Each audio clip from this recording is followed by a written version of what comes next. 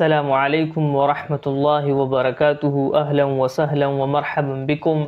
وبدون أي توطئة وتمهيد أذكر لكم تلك الخطوات مستعينا بالله تبارك وتعالى. فها هي تلك الخطوات. إن كنت يا أخي ممن يطمحون إلى الغوص في بحور اللغة العربية، تلك اللغة التي اختارها الله لكتابه العزيز ولغة رسوله النبي الكريم، فاعلم أنها بحر لا ساحل له، لا ينال درره إلا من ألقى نفسه في عبابه متسلحا بعزيمة قوية وصبر جميل. فاعلم أن الوصول إلى مرافئ الفصاحة والبيان يتطلب منك اجتهادا مستمرا وعملا دؤوبا. فهيا بنا نستعرض خطوات هذا الطريق الشاق، لعلك تجد فيها ما يعينك على تحقيق مرادك. أولا، تعلم النحو والصرف.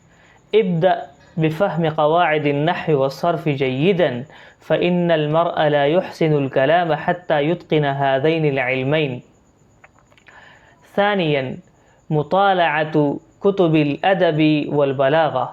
اقرأ كتب أهل الأدب والبلاغة مثل مؤلفات الجاحظ وابن المقفع، واغترف من عيون الشعر العربي، فإن الأدب والبلاغة يفتحان لك أبواب الفصاحة والبيان. ثالثا، حفظ النصوص والقراءة بصوت مرتفع.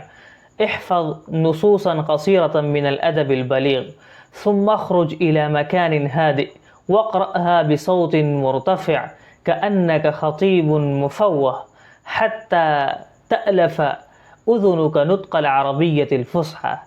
رابعا، ممارسة الحوار المتخيل أو الحقيقي.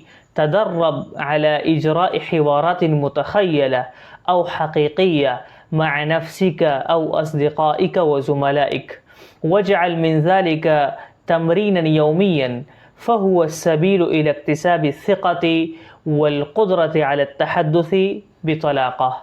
خامسا، التحدث مع أفراد الأسرة. بعد إتقانك الخطوات السابقة، ابدأ بممارسة الحديث مع أفراد أسرتك أو أقرب الناس إليك، خاصة ممن يحبون الفصحى، فهذا يزيل عنك الرهبة تدريجيا. سادسا، التغلب على الرهبة من التحدث أمام الآخرين.